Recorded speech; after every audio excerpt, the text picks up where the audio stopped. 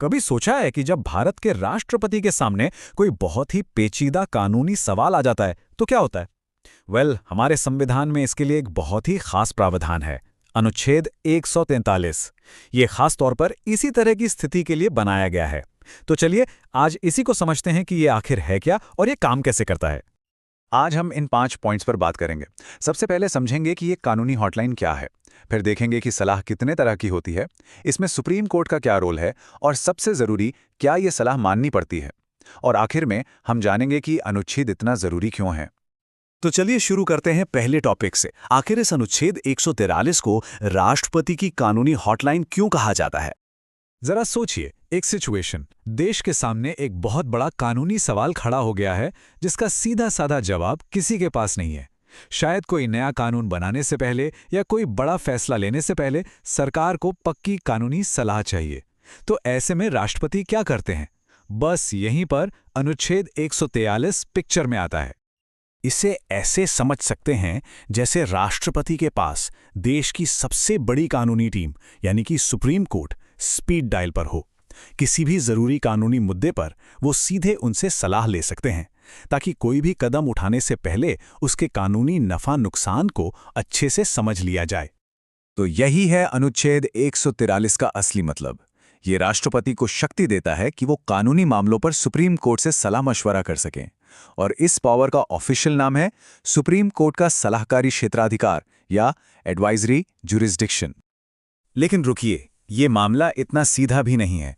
ऐसा नहीं है कि राष्ट्रपति हर तरह के मामले पर एक ही तरीके से सलाह मांग सकते हैं। अनुच्छेद 143 में असल में 2 अलग-अलग तरह की सलाह का जिक्र है और इन्हें इसके क्लॉज 1 और क्लॉज 2 में बांटा गया है। इन दोनों क्लॉजेस के बीच एक बहुत ही जरूरी फर्क है और अगर ये फर्क समझ आ गया तो समझिए कि पूरा अनुच्छेद समझ आ गया। यहां देखिए, क्लॉज 1 जो है वो पब्लिक इंपॉर्टेंस यानी सार्वजनिक महत्व के किसी भी कानून या फैक्ट से जुड़ा है और इसमें सुप्रीम कोर्ट के पास ऑप्शन है, वो चाहे तो सलाह देने से मना भी कर सकता है। लेकिन क्लॉज 2 बहुत स्पेसिफिक है।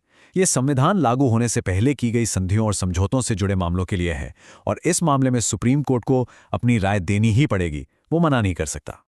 तो ठीक है, ये तो हम समझ गए कि राष्ट्रपति सलाह मांग सकते हैं, लेकिन ये प्रोसेस असल में काम कैसे करता है? मतलब पर्दे के पीछे होता क्या है? ये प्रोसेस काफी सीधा है। राष्ट्रपति एक सवाल, जिसे प्रेसिडेंशियल रेफरेंस भी कहते हैं, सुप्रीम कोर्ट को भेजते हैं। इसके बाद सुप्रीम कोर्ट कम से कम 5 जजों की एक बेंच बनाता है। फिर मामले की खुली अदालत में सुनवाई होती है और आखिर में कोर्ट अपनी राय या कह लीजिए रिपोर्ट राष्ट्रपति को वापस भेज देता है। और अब सबसे बड़ा सवाल, सुप्रीम कोर्ट इतनी मेहनत करके जो सलाह तैयार करता है, क्या राष्ट्रपति या सरकार के लिए इसे मानना जरूरी है? क्या वो सलाह बाध्यकारी मतलब बाइंडिंग होती है? ये वो सवाल है जो इस पूरे अनुच्छेद की ताकत और उसकी सीमाओं को तय करता है। तो इसका जवाब क्या है? इसका सीधा और साफ जवाब है नहीं। सलाह किसी भी क्लॉज के तहत दी गई हो, चाहे क्लॉज 1 हो या क्लॉज 2, ये राष्ट्रपति पर बाध्यकारी नहीं होती। ये सिर्फ एक सलाह है, कोई कोर्ट का ऑर्डर या फैसला नहीं। अगर हम इसे कानूनी भाषा में कहें तो ये राय जुडिशियल प्रोनाउंसमेंट नहीं है। इसका सीधा मतलब है कि इसका कोई कानूनी तौर पर बाइंडिंग इफेक्ट नहीं होता।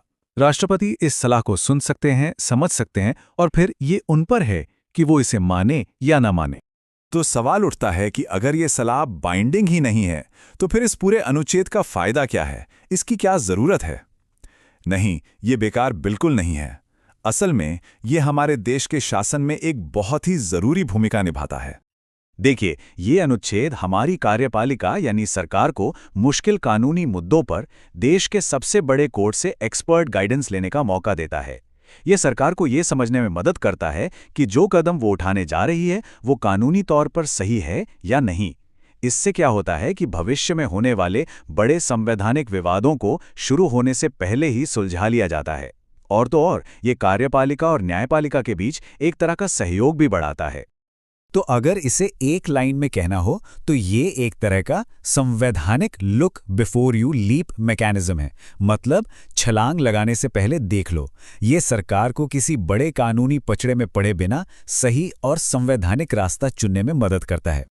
तो आखिर में एक सवाल छोड़ जाते हैं, क्या अनुच्छेद 143 संवैधानिक गाइडेंस के लिए एक बहुत जरूरी टूल है या फिर ये राजनीतिक दांव पेच के लिए एक रास्ता भी बन सकता है, जहां सरकारें मुश्किल फैसलों की जिम्मेदारी से बचने के लिए इसका इस्तेमाल करें।